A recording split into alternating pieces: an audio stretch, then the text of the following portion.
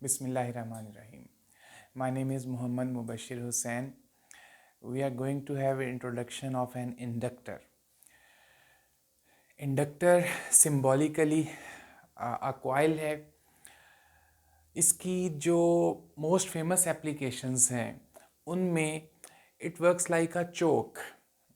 Specially जब हम इस एसी सर्किट्स में इंडक्टर को अप्लाई करते हैं तो ये एसी को करंट को कंट्रोल करने के लिए विदाउट एनी पावर डिसिपेशन इस्तेमाल होता है. उस वक़्त इसका नाम चोक होता है on the behalf of its reactance. Tuner circuits जैसे रेडियो सेट के ट्यूनर सर्किट्स होते हैं, ऑसिलेटर सर्किट्स होते हैं, एलसी इंडक्टर कैपेसिटर सर्किट्स होते हैं, रिले सिस्टम्स ऑटोमेटिक स्विचेस में यूज़ होता है, सेंसर्स मीन सम एनर्जी को किसी और फॉर्म ऑफ एनर्जी में कन्वर्ट करता है.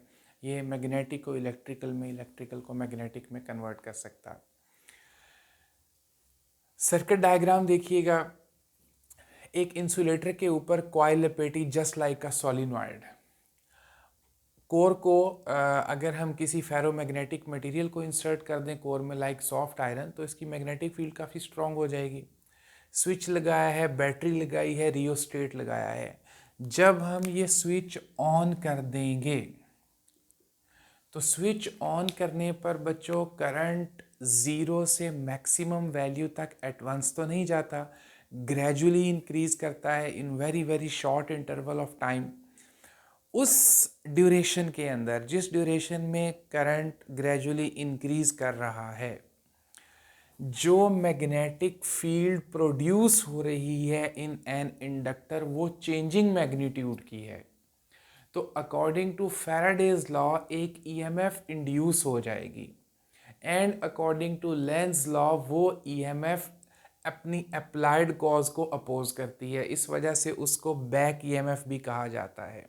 सेल्फ इंड्यूस्ड ईएमएफ को बैक ईएमएफ भी कहा जाता है. फॉर्मूला आपके सामने है. Negative sign shows the correspondence with Lenz law कि ये अपनी अप्लाइड कॉज को अपोज करता है.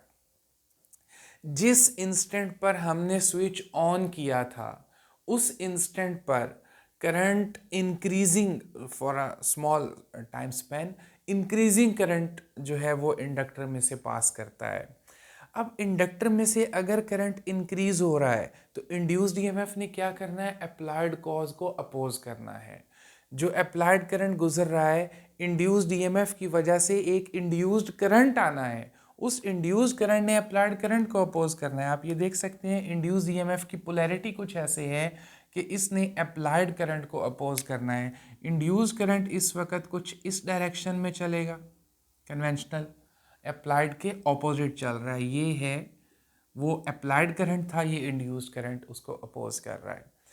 अच्छा, और स्मॉल इंटरवल ऑफ टाइम के बाद जब करंट कांस्टेंट हो जाएगा तो इंड्यूस्ड ईएमएफ ख़त्म हो जाएगी, इंड्यूस्ड करंट ख़त्म हो जाएगा. फिर जब हम स्विच को दोबारा से डिस्कनेक्ट करेंगे तो क्या होगा, करंट मैक्सिमम से ज़ीरो पर मूव करेगा. वो भी एट वंस नहीं चला जाता लेकिन बहुत फास्टली जाता है, एट वंस नहीं चला जाता. सो अगेन मैग्नेटिक फ्लक्स जो है वो चेंज हो रही है और अब वो मैग्नेटिक फ्लक्स इंडक्टर के अंदर से डिक्रीज कर रही है. जब हमने स्विच ऑन किया था उस वक्त मैग्नेटिक फ्लक्स इंक्रीज कर रही थी, अब मैग्नेटिक फ्लक्स डिक्रीज कर रही है. तो डिक्रीजिंग करंट जो है वो इसमें से पास कर रहा है, अप्लाइड करंट डिक्रीजिंग है.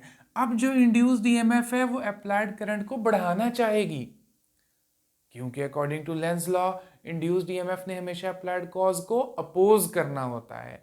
अब इंड्यूस्ड ईएमएफ अप्लाइड करंट को बढ़ाना चाहेगी. तो कैसे बढ़ाएगी, जो इंड्यूस्ड करंट चलेगा वो in the direction of applied current चलेगा. इस तरह से ये उसको सपोर्ट करेगा अप्लाइड करंट को. इसी बात को अगर हम ग्राफिकली देखें तो पहला ग्राफ है हमारे पास अप्लाइड करंट और टाइम के बीच में. ज़ीरो जब हमारा स्टार्टिंग टाइम था हमने उस वक्त स्विच ऑन किया. स्विच ऑन किया, करंट ज़ीरो से मैक्सिमम वैल्यू तक आया. T1 पर आकर करंट ने कांस्टेंट वैल्यू अटेन कर ली. T1 पर आकर करंट ने कांस्टेंट वैल्यू अटेन कर ली. और उसके बाद T2 पर हमने स्विच ऑफ कर दिया, करंट ज़रा तेज़ी से ज़ीरो हो गया। ये टाइम आप देख सकते हैं, ग्राफ के ऊपर इस बात को भी मेंशन किया गया है कि ये टाइम स्पैन कुछ ज़्यादा है और ये टाइम स्पैन उससे कम है। और भी कम होता है, लेकिन फिर ग्राफ ज़रा समझ नहीं आना था, इसलिए मैंने इसको इतना ज़्यादा कम नहीं किया, बट प्रैक्टिकली इसकी निस्बत ये और भी काफ़ी कम हो जाएगा, होता है। इस बात को अब अगर हम इंड्यूस्ड ईएमएफ के साथ कंपेयर करें, तो जिस वक्त करंट इंक्रीज कर रहा था, इंड्यूस्ड ईएमएफ ऑब्वियसली अपोज करेगी उस वक्त, और करंट फिर शुरू में जो स्लोप है वो ज़्यादा थी, इंड्यूस्ड ईएमएफ की वैल्यू ज़्यादा थी। Then with the passage of time current की स्लोप कम होती जा रही है, तो इंड्यूस्ड ईएमएफ भी कम होती जा रही है। जो इंड्यूस्ड ईएमएफ होती है वो करंट और टाइम के जो ग्राफ की स्लोप है उसके साथ डायरेक्ट रिलेशन में है। आप ये देख सकते हैं, करंट और टाइम के बीच में अगर ग्राफ बने तो उसकी स्लोप जो है वो रिप्रेजेंट कर रही है इंड्यूस्ड ईएमएफ को, इंड्यूस्ड ईएमएफ को रिप्रेजेंट कर रही है। तो शुरू में स्लोप मैक्सिमम है, rate of change of current maximum है, इसलिए शुरू में इंड्यूस्ड ईएमएफ भी मैक्सिमम है। देन ग्रेजुअली जैसे जैसे स्लोप, ग्रेडियंट, एलिवेशन डिक्रीज करती जा रही है, वैसे वैसे बैक ईएमएफ भी डिक्रीज करती जा रही है। जिस इंस्टेंट पर अप्लाइड करंट कांस्टेंट हो गया तो इंड्यूस्ड ईएमएफ ख़त्म हो गई। क्यों ख़त्म हो गई? जब करंट कांस्टेंट हो गया, पासिंग फ्लक्स कांस्टेंट हो गई। अकॉर्डिंग टू फैराडेज लॉ, अगर फ्लक्स कांस्टेंट है फिर तो ईएमएफ नहीं आएगी, फ्लक्स चेंज होगी तो ईएमएफ आएगी। कांस्टेंट है। अब जिस इंस्टेंट पर हमने स्विच ऑफ किया, डिस्कनेक्ट किया, स्विच ओपन किया और करंट जो है वो फास्टली डिक्रीज करते हुए ज़ीरो तक पहुंचा, तो उस वक़्त इंड्यूस्ड ईएमएफ ने अप्लाइड कॉज को अपोज करना है ना, तो अब क्या करेगी, क्योंकि अब अप्लाइड ईएमएफ डिक्रीज कर रही है, इंड्यूस्ड ईएमएफ जो है वो उसको एडअप करेगी, एनहांस करेगी, उसका इफेक्ट बढ़ाएगी। तो एट वंस जो इंड्यूस्ड ईएमएफ है वो काफ़ी ज़्यादा होगी और फिर बाद में वो भी डिक्रीज करते करते ज़ीरो हो जाएगी आफ्टर सम टाइम।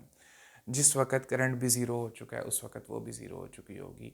ये थोड़ा आपके सामने प्रेजेंट करना ज़रूरी था कि किस तरह इंडक्टर जो है वो उसकी जो इंड्यूस्ड ईएमएफ है वो अप्लाइड कॉज को अपोज कर रही है, और जो इंड्यूस्ड करंट है वो अप्लाइड करंट को अपोज कर रहा है। That's all about inductor.